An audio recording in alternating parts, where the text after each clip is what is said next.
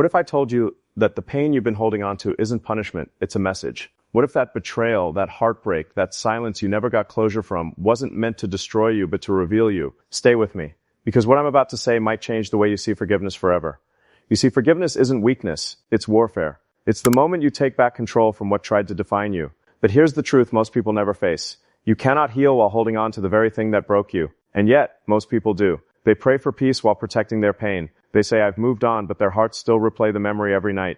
I want you to pause for a second, right now, and think of the one person, the one situation that still has a grip on your spirit. Maybe it's a parent who never said, I'm proud of you. Maybe it's a friend who turned away when you needed them most. Or maybe it's yourself, the hardest person of all to forgive. See, I've learned something about God's mercy. He doesn't wait for perfection to forgive. He forgives to make us whole. And He asks us to do the same, not because the other person deserves it, but because you deserve peace. But I get it. It's hard. Forgiveness feels like surrendering justice, like saying what they did was okay, but it's not. Forgiveness isn't approval. It's release. You're not excusing what happened. You're evicting it from your soul. You can't carry light and bitterness at the same time. One always drives the other out. And that's why your spirit has been heavy. You're carrying a weight you were never meant to hold. Let me tell you something I learned after years of chasing success, building companies, and meeting thousands of people. The strongest people I've ever met weren't the richest, the loudest, or the most famous. They were the ones who forgave what others said was unforgivable. Because forgiveness is freedom disguised as surrender. And if you stay with me till the end of this message, I'll show you how letting go isn't losing. It's how you rise. You know, sometimes the hardest person to forgive isn't the one who hurt you. It's the one inside your own skin. You tell yourself, I should have known better, I should have seen it coming, I should have walked away sooner. But guilt is a slow poison. It convinces you that punishment is healing, when in truth, it's just another cage. Let me ask you something. How long have you been punishing yourself for being human? For trusting the wrong person? For loving too deeply? For trying when others quit? You think God's disappointed in you, don't you? But what if I told you He already forgave you before you even fell? See, forgiveness didn't start with us. It started with Him. And every time we choose to forgive, we're simply echoing the voice that once said, Father, forgive them, for they know not what they do. Those weren't just words on a cross. They were a blueprint for freedom. But here's the truth most never realize. Forgiveness is not an emotion. It's a decision repeated until your heart catches up. Some days you'll wake up angry. Other days you'll feel peace. And that's okay. Forgiveness isn't forgetting the wound. It's choosing not to live from it anymore. I once met a woman in Dallas who hadn't spoken to her sister in 17 years. Both blamed each other for something that time could have easily healed. When her mother passed, she said, I wanted to call, but pride spoke louder than love. And when she finally did call, her sister whispered through tears, I was waiting for you all along. That's when I realized sometimes the one who seems furthest away is waiting just like you are. Forgiveness is never one-sided. It's heaven's way of reconnecting what bitterness broke. Let me tell you this. You can't step into your next chapter while rereading the pain of the last one. God can't write new lines on pages you refuse to turn. So maybe tonight the question isn't can you forgive them? Maybe it's can you believe you're worth forgiving too? Because the moment you do, you stop living as a victim of yesterday and start walking as a vessel for grace. Stay with me, because in the next part I'm going to show you how forgiveness doesn't just heal you, it transforms everything connected to you. You ever notice how pain echoes?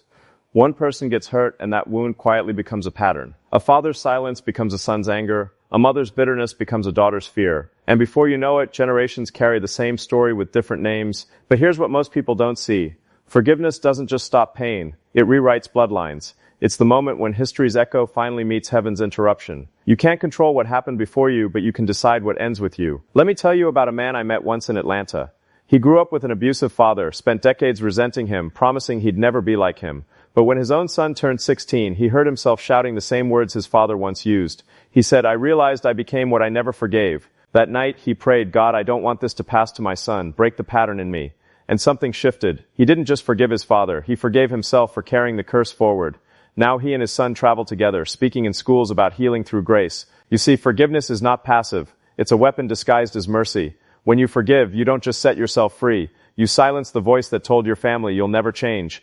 Listen carefully. The enemy thrives in cycles. Anger, shame, resentment, repeat. But God works in revelation. Forgive, release, restore, repeat. Every time you choose grace instead of revenge, you're cutting off roots that once fed your pain. So maybe that's why you felt such resistance lately. Because hell doesn't tremble when you pray. It trembles when you forgive. And maybe that's the hidden power behind all of this. That forgiveness is how you partner with heaven to heal what generations couldn't.